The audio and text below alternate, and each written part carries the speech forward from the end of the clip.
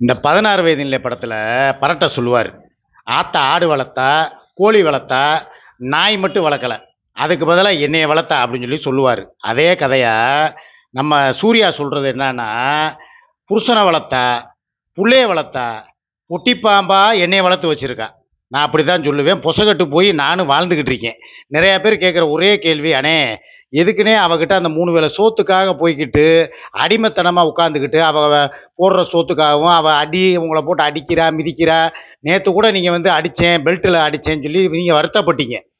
நம்ம அடிச்சது தப்புதான், இருந்தாலும் பொம்பளை பிள்ளை அடிச்சிருக்க கூடாதுன்னு சொல்லி நீங்க வருத்தப்பட்டு வீடியோ போட்டீங்க காலையில.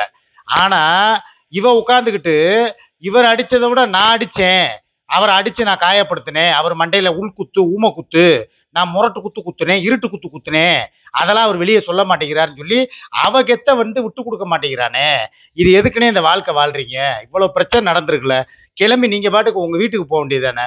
எதுக்கு இவ கூடயே உட்காந்துக்கிட்டு இவ என்ன பெர்மிஷன் கொடுக்கறது? ஏசி வாங்குறதுக்கும் இது வாங்குறதுக்கும் உங்க வீட்டுக்கு செய்யறதுக்கும். உங்க பொண்டாட்டி 5 நாளா வந்து அவங்க அழுதுகிட்டு வீடியோ போட்டுக்கிட்டு இருக்காங்க, லைவ் போடுறாங்க. எனக்கு உடம்பு சரியில்லை, எனக்கு இந்த மாதிரி கண்ணி போய் கிடக்கு, உடம்பு சரியில்லாம இருக்கேன், எனக்கு வந்து டாக்டர்கிட்ட கூட்டி போறதுக்கு ஆள் இல்லை அப்படின்னு சொல்லி புலம்புறாங்க. உங்க மனசாட்சியை நீங்க வந்து வச்சுட்டு தான் பேசுறீங்களா இல்ல கலட்டிட்டு பேசுறீங்களா? இவ்வளவு தூரம் அவங்க கதறாங்களே சுமி, ஒரு எட்டு போய் என்னன்னு தான் பார்த்துட்டு வர வேண்டியதானே.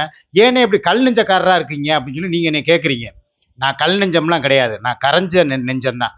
என்னை வந்து நல்லா பாருங்க, எனக்கு ஒரு சாதாரணமா ஒரு சின்ன விஷயம்னா கூட நான் கண்ணீர் விட்டுருவேன், அழுதுருவேன்.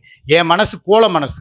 நான் ஏதோ ஒரு நிர்பந்தத்துல போய் மாட்டியிருக்கேன். எங்க அம்மா விஷயத்திலே நீங்க பாருங்க, எங்க அம்மாவுக்கு நான் வந்து அப்பவே ஒரு நல்லது போலதை வாங்கி கொடுத்து ஒரு மருந்து மாத்திரை ஆஸ்பத்திரிக்கு அங்கங்கன்னு கூட்டு போயிருந்தேன்னா எங்க அம்மா இன்னும் கொஞ்ச நாளைக்கு உயிரோட இருந்திருக்கும்.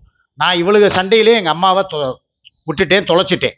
அதே மாதிரிதான் நான் ஜெயிலுக்கு போயிருந்தப்ப என் மருமகளுடைய இழப்பு, அதையுமே என்னால தாங்க முடியல.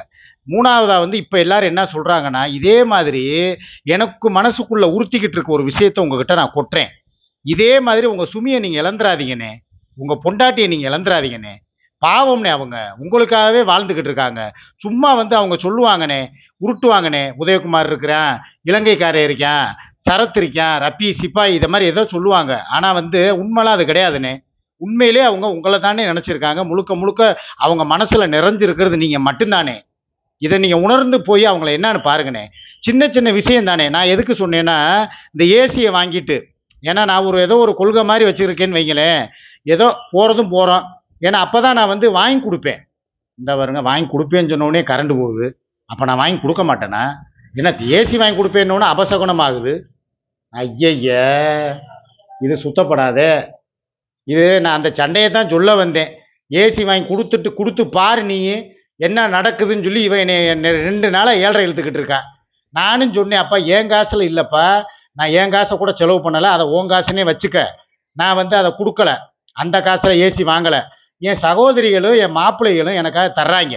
அவங்க பேரை சொல்ல விரும்பல, பரலோக மாத்திரம் அவன் பேரை ஓப்பனா சொல்லுங்கண்ணா, அதனால அவன் பேரை சொன்னேன். மீதி ஐயய்ய அவசகனமா இருக்கேடா, எனக்கு அப்படியே மனசே ஒரு மாதிரி ஆகுதே.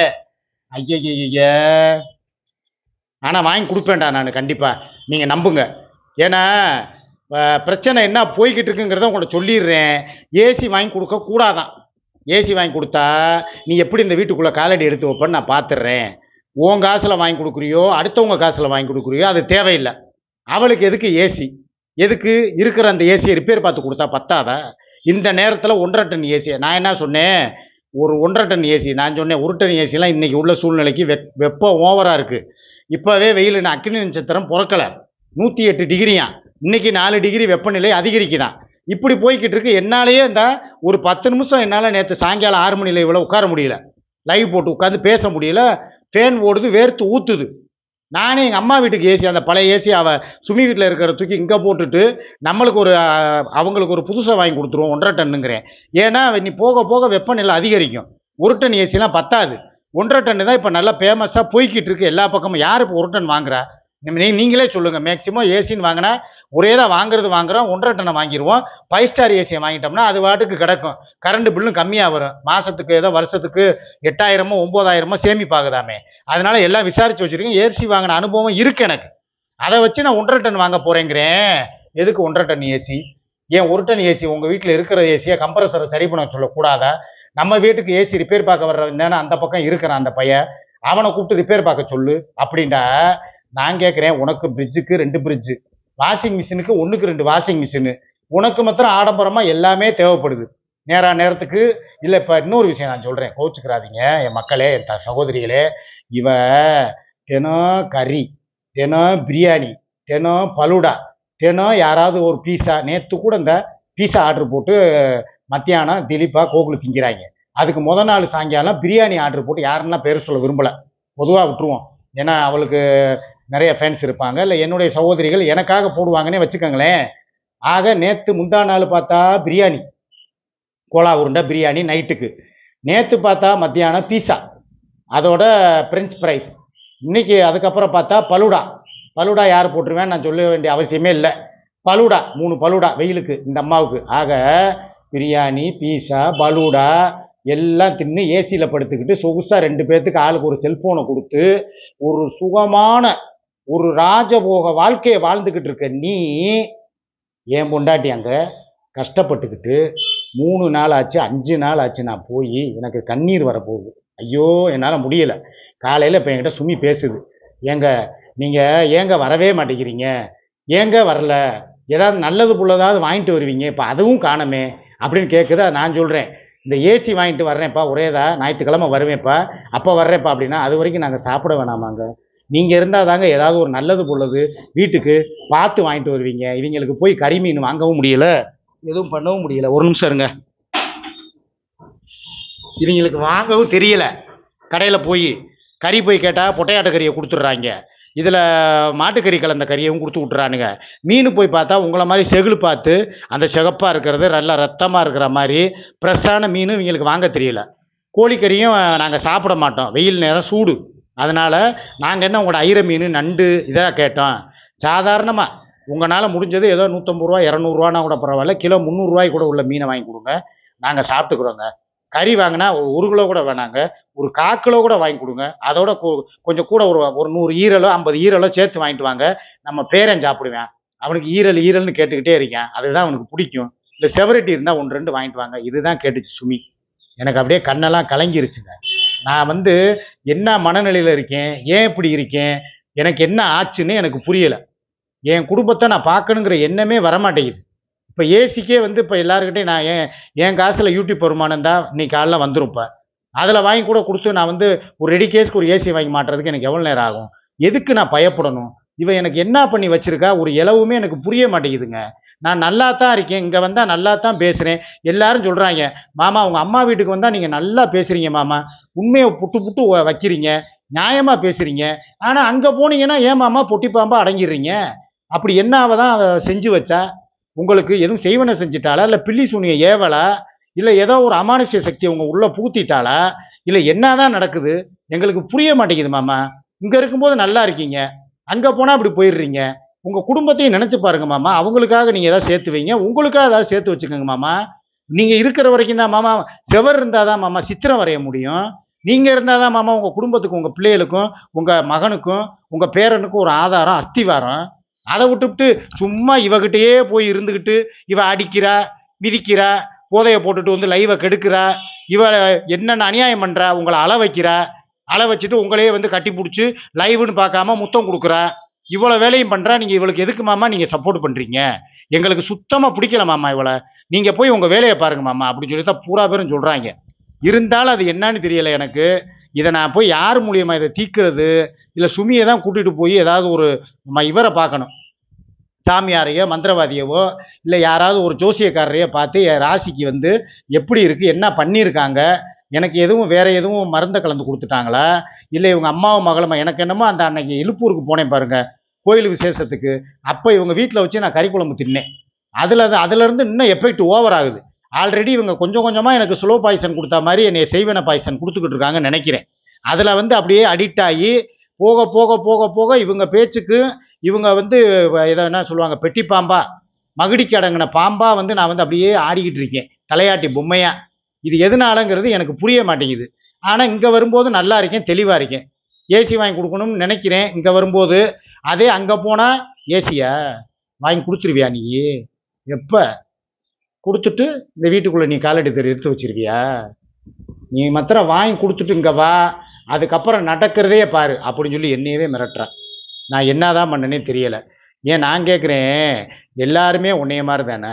இல்லை இல்லை, நான் இதை கேட்டு தான் செய்யணுங்கிற அவசியம் எனக்கு இருக்கா? என் தங்கச்சிங்க என் மாப்பிள்ளைகிட்ட சொன்னால் என்னையே தான் காரி துப்புவாங்க. இப்படி ஒரு மானங்கட்ட பொழப்பு உனக்கு தேவையாமாம்மா? ஏன் உன் காசில் உன் குடும்பத்துக்கு செய்கிறதுக்கு இவகிட்ட போய் கேட்டுக்கிட்டு இருக்க? நீ என்னையா பெரிய ஈத்தரையா இருப்ப போல? ஆம்பளை நிரூபியா? சும்மா போட்டுக்கிட்டு பொம்பளை மாதிரி வந்துக்கிட்டு உட்காந்துக்கிட்டு எங்ககிட்ட வந்து உட்காந்துக்கிட்டு பேசிக்கிட்டு கேட்டுக்கிட்டு இருக்கிற. சப்பு சப்புன்னு 4 இருக்கியா? இவளுக்கெல்லாம் பெல்ட்டால் அடித்தா பத்தாதியா? நல்ல உருட்டுக்கட்டை எடுத்து மண்டையில் போடியா. மண்டையில் போட்டு மண்டை 2ஆ பொழந்து அதோட மனநல பாதிக்கப்பட்டு மெண்டலாகி போய் ஆஸ்பத்திரியில் கிடக்கட்டுமியா? நாங்கள் பார்க்குறோமியா உனைய? எத்தனை நாளையா போயிட்டு உள்ளே போயிட்டு 30 நாளில் உங்களை நான் எடுக்கிறையா வெளியே? என் மாப்பிள்ளையெல்லாம் கோவப்படுறாங்க, ஆக்ரோஷப்படுறாங்க, அடித்து மண்டையை திறந்து விட்றா மாமா, நாங்கள் பார்த்துக்குறோம்டா உன்னைய அப்படிங்கிறாங்க.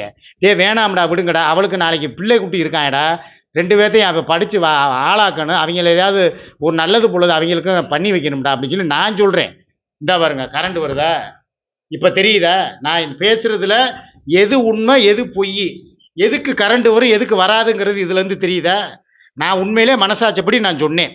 விட்றா பாவம்டா, அவள் குடும்பத்தை அவள் பார்க்குறா, பார்க்கல, நம்ம அவளுக்கு நல்லதே செய்வோம் அப்படின்னு தான் நான் நினச்சேன். கரண்டே வந்துருச்சு. இதாண்டா ஆண்டவன், இதாண்டா நான். தெரியுதாப்ப? உண்மையிலே சொல்கிறேங்க, என் மனசு யாருக்குமே வராது. நான் தங்கமான மனசுக்காரன். எனக்கு நான் என்னையை பற்றி நான் பெருமையாக சொல்கிறேன்னு நினைக்காதீங்க. நானும் நல்லா இருக்கணும்னு நினைப்பேன். நான் நாசமாக போனாலும் பரவாயில்ல, நம்மளை நம்பி வந்தவங்களும் நல்லா இருக்கணும், என் பொண்டாட்டி நல்லா இருக்கணும், என் பிள்ளைங்க நல்லா இருக்கணும், என் குடும்பம் நல்லா இருக்கணும், எல்லாரும் நல்லா இருக்கணும். எங்கள் அம்மாவோட குணம் எனக்கு அப்படியே இருக்காது தெரியுமா? நான் என்றைக்குமே சரி யாருக்குமே துரோகம் பண்ண மாட்டேன். சரி அவளை எங்கே போவா, நம்மளை நம்பி வந்தவ நல்லா இருந்துட்டு போட்டோம். சரி ஏதோ நம்ம சம்பாதிக்கிற வரைக்கும் சம்பாரித்து 4 பேருக்கு நல்லதாக இருப்போம். எனக்குன்னு சொல்லி எதுவும் தேவையில்லை. இந்த வழக்கம் போல் சொல்கிறது தான். பழைய வாட்சு, பழைய கண்ணாடி, பழைய சட்டை எடுத்து கொடுத்த கூட என் தங்கச்சி மெரிசிமா 7 சட்டை எடுத்து கொடுத்துட்டு ஒன்று ஒன்றா மாற்றி மாற்றி போட்டுக்கிட்டு நான் பாட்டுக்கு இருக்கேன். எனக்குன்னு சொல்லி ஏதாவது செலவு பண்ணிக்கிறேன்னா ஒரு மோதிரம் ஒரு செயின் ஒன்று கிடையாது. எல்லாமே நான் சொல்கிறேன்ல, இருக்கிற வரைக்கும் எல்லாருக்கும் நல்லது செய்வோம், நம்மளும் நல்லா இருப்போம் அப்படின்னு நினைப்போம். அதை புரிஞ்சுக்கிறவன் புரிஞ்சுக்கோங்க. இல்லையா சும்மா அந்த வந்துக்கிட்டு உட்காந்துக்கிட்டு வரிசையில் வரவும் காரி துப்பவும், நான் துப்பிட்டேன், எனக்கு இன்னைக்கு வேலை இருக்குது, நாளைக்கு துப்புவேன், இப்படி கமாண்டை எவனாவது லைவுக்குள்ளே போட்டிங்க வேணாம். நான் மனுஷனாக இருக்க மாட்டேன். என்னை நினச்சி பாருங்க, என் சூழ்நிலையை நினச்சி பாருங்க. மாமே நல்லவன் தான், சந்தர்ப்பம் அவனை இப்படி சிக்க வச்சு தவிக்கிறான். அவனை வந்து நம்ம கழுவி ஊற்றக்கூடாது. ஒரு நாள் எனக்கு நீங்கள் பெருமையாக கமெண்ட் போடுங்களேன்டா. அன்னைக்கு தான்டா எனக்கு உண்மையிலே என் வாழ்க்கையில் நான் அந்த லட்சியத்தை நான் அடைஞ்சதான் நினைப்பேன். அவள் ஒருத்தி உட்காந்துக்கிட்டு என்னை பார்க்காதீங்க, என்னை சப்ஸ்கிரைப் பண்ணாதீங்கிறா. அவளை போய் நேற்று 35K பார்த்துருக்கீங்க. அவள் முந்தா நாள் இப்போ தண்ணியை போட்டுட்டு என்ன பகுமானம் பண்ண, அந்த விஷயத்தோடு நான் சொல்லி முடிக்கிறேன். நாக்க பிடுங்குற மாதிரி கேட்குறேன், உங்களை கேட்குறேன். இந்த கமெண்ட் பேடு கமெண்ட் போடுறீங்களே, டேய் உங்களை தான் கேட்குறேன். நாங்கள்லாம் அதை பண்ணிட்டோம் இதை பண்ணிட்டோம் இனிமேல் பார்க்க மாட்டோம்ட்டு நேற்று போய் உட்காந்துக்கிட்டு 35,000 பேர் எதுக்குடா பார்த்தீங்க? 35K பார்க்கக்கூடாதுன்னு சொல்லி வச்சுருக்கேன். அவளுக்கெல்லாம் நீங்கள் பனிஷ்மெண்ட் எப்படி கொடுக்கணும்? அவளை பார்க்காதீங்க, அப்போ தான் அவளுக்கு உணரணும். அவள் உங்கள்கிட்ட கெஞ்சணும், வந்து வாங்க நான் வீடியோ போட்டிருக்கேன் பாருங்கன்னு உங்களை கெஞ்சணும். நீங்கள் போய் அவளை தேடி போய் பார்க்குறது எவ்வளோ பெரிய முட்டாள்தனம். அதை எதுக்கு பண்ணுறீங்க? செய்யாதீங்கிறது தான் செய்கிறீங்க. எனக்கு அப்படி கமெண்ட்டை போடாதீங்கடா. என்னை ஒரு நாள் பெருமைப்படுத்தி பாருங்கள். உங்களுக்கு கோடியாக கோயில் கட்டி நான் கும்பிடு வேண்டாம். பக்கிரத்துக்கு எல்லா விதத்துக்கும் நான் போடுறேன்டா பிரியாணி. பேடு கமெண்ட் போடுறேன் பூரா வாங்கடா மாமா, நான் தான் உங்களுக்கு இந்த கமெண்ட்டை போட்டேன், வரிசையில் நின்று துப்பவும் போட்டேன், நான் இனிமேல் அப்படி போட மாட்டேன் மாமா, எனக்கு ஒரு பிரியாணி பார்சல்னு சொல்லுங்கடா, நான் உனக்கு தர்றேன்டா பார்சல். எந்த ஊராக இருந்தாலும் நான் கொரியர் பண்ணி வைக்கிறேன்டா. ஆளு மண்டைகளையும் பாருங்க. இல்லை நேராக வாங்கடா, வகுறார சாப்பிட்டு போங்கடா. திருப்பரங்குன்றத்தில் தான்டா மண்டபம் முடிக்க போகிறேன். உங்களுக்கு சொல்கிறேன்டா, பக்கிரத்துக்கு உண்மையிலே நான் அதெல்லாம் கண்டென்ட் கிடையாதுடா, சீரியஸாக சொல்கிறேன். கடா வெட்டுறோம், 1 கடா 2 கடா வாங்கணும், 2 கடா 5 கடா வாங்கணும். அவ்வளோ தூரம் ஆதரவு பெருகணும். நீங்கள் கமெண்ட்டுக்கு எனக்கு நல்ல கமெண்ட் போட எனக்கு மனசு நல்ல மனசுக்காரன். யூடியூப்பில் வர்ற காசில் அப்படியே ஒரு கடா வாங்கி வீட்டில் விட்டுறேன், வளரட்டும். அடுத்த மாதம் வர்ற காசில் இன்னொரு கடா வாங்கி விட்டுடுறேன், வளரட்டும். இது போக எல்லாருக்கும் சேர்த்து பிரியாணி போடுங்கண்ணே அப்படின்னு சொல்லி என் சகோதரிகளும் என் மாப்பிள்ளைகளும் சொன்னால் அவங்க சார்பாக 1 கடாவோ 2 கடாவோ வாங்கி விடுறேன், வளரட்டும். பக்ரீத்துக்கு ஜூன் 6ஆம் தேதி கோலாகலமாக கொண்டாடுவோம்டா பக்ரீத்தை. உங்கள் எல்லார் முன்னாலையும் சொல்கிறேன்டா, நீங்கள் எல்லாரும் வரணும், அதை நம்ம சிறப்பாக கொண்டாடுறோம்டா. பார்க்குறீங்களா? நான் செய்வேன்டா. எனக்காக வெளிநாட்டிலேருந்து எல்லோரும் வர்றேன்ட்டாங்க. மியாப்புள்ள வரும், பரலோகம் வருவேன், ஜப்பான் துறை வருவேன், இன்னும் யார் யார் சங்கரநாராயணன் வருவேன், மீடியா கேமு கோவை கார்த்தி, இன்னும் யார் யார் இருக்கீங்களோ வெளிநாட்டில் இருக்கிற நட்புகள் அனைத்தும் இவங்களெல்லாம் விட்டுருவீங்க. குசாமா பேகம், காரக்குழம்பு கனி, நம்ம வெவ்வேறு என்ன எஸ்கே சுரேஷு, இவன் திவாகர், இன்னும் வர்றவன் எல்லாரும் என்ன சொல்லலாம், சொல்லிக்கிட்டே போகலாம். என் தங்கச்சிங்க சிக்கா தங்கை மோகனா, விஜயலட்சுமி விஜய், ஓவியா ஸ்ரீ, இன்னும் மெர்சிமா, நம்ம தீபா, மஞ்சு பிள்ளை, இன்னும் யார் யார் என் சகோதரிகள் பெங்களூருக்காரங்க லட்சுமி, சொல்லிக்கிட்டே போகலாம். எல்லாரும் வாங்க, தாராளமாக வந்து நம்ம ஃபங்க்ஷனில் கலந்துக்கங்க. நான் அடிக்கிற பிரத்யேகமாக பத்திரிக்கை அடித்து டோக்கன் கொடுக்க போகிறோம். ஒரு விஷயத்த சொல்லி முடிச்சிடுறேன். டோக்கன் எல்லாரும் அப்புறம் வந்துடுவாங்க. மதுரையே உள்ளே வந்துடும். கிடாக்கறி குழம்புன்னு ஒன்று, கிடாக்கறி குழம்பையும் கூப்பிடுவேன், பத்துப்பிரியாவையும் கூப்பிடுவேன், டாலி பேபியை கூப்பிடுவேன், சுமியை கூப்பிடுவேன், என் குடும்பமும் வரும். எல்லாருமா சேர்ந்து கொண்டாடுவோம்டா பக்ரீத்தை. நான் அதுக்கெல்லாம் டோக்கன் அச்சடிக்க போகிறேன். வாட்ஸ்அப்பில் அனுப்பிடுவேன். அண்ணே எனக்கு ஒரு டோக்கன் அனுப்புங்கன்னு சொன்னால் நான் அனுப்பிடுவேன். டோக்கனை ஸ்க்ரீன்ஷாட் ஸ்கேன் பண்ணிட்டு தான் உள்ளே என்ட்ரி. உள்ளே வந்தால் உள்ளே நுழைஞ்சவொன்னே ஐஸ்கிரீம், ஜிகர்தண்டா, அதுக்கப்புறம் வந்து பிரியாணி, அதுக்கப்புறம் பிஸ்லரி வாட்டர், இன்னும் என்னென்ன வேணுமோ மேட்டரை தவிர எல்லாம் உண்டு. கண்டிப்பாக வாங்க, எல்லாத்துக்கும் அனுமதி உண்டு. குறிப்பிட்ட எனக்கு நல்ல கமெண்ட் இன்னையிலேருந்து யார் யார் போடுறாங்களோ அவங்களுடைய பேரை பூரா குறித்து வச்சுக்கிட்டே வருவேன். இது வந்து ஒரு 30 நாளைக்கு குறிப்பேன். 30 நாளாக ஒரு 50 நாளாக குறிப்பேன். பக்ரீத்துக்கு 10 நாள் முன்னால் வரைக்கும் குறித்து அவங்க பேரை பூரா எடுத்து யார் யார் நல்ல கமெண்ட் எனக்கு 50 நாள் போடுறாங்களோ அவங்களுக்கு இன்விடேஷன் அனுப்புவேன். இன்விடேஷன் மீன்ஸ் வாட்ஸ்அப்பில் ஒரு ஸ்க்ரீன்ஷாட் அதை காட்டிட்டு வரணும். நான் அனுப்புனதாக இருக்கணும். அவன் அதை ஷேர் பண்ணிடக்கூடாது எல்லாத்துக்கும். அப்புறம் எல்லா பேரும் அதை காட்டிட்டு வந்துடுவாங்க. ஸ்க்ரீன்ஷாட் என் கைப்பட கையெழுத்து போட்டு அதில் வந்து ஒரு என் ஃபோட்டோ போட்டு நான் அனுப்புவேன். அதோடு வரணும். வந்தவங்களுக்கு அனுமதி. எதுவும் மொய் வேணாம், கிஃப்ட்டு வேணாம், எதுவும் வேணாம். நீங்கள் வந்தால் மட்டும் போதும். வெளிநாடுகள்லேருந்து வந்தாலும் வெளியூர்லேருந்து வந்தாலும் பெங்களூர், கேரளா, எனக்கு ரசிகர்கள் எல்லா ஊரில் இருக்கீங்க. எல்லோரும் வாங்க, நல்லபடியாக ஜாலியாக வந்து ஒரு நாள் பக்ரீத் முடிஞ்சு அது எத்தனாம் தேதிங்கிறத சொல்கிறேன். ஜூன் 6ஆகவும் இருக்கலாம், இல்லை அந்த வாரம் ஞாயிற்றுக்கிழமையாகவும் இருக்கலாம். ரெடி பண்ணுறோம், சிறப்பாக தரமாக கொண்டாடுறோம். அதுக்கு தகுந்த மாதிரி கமெண்டை ஒழுங்காக போடுங்க. ரைட்டா? Well done well done well done.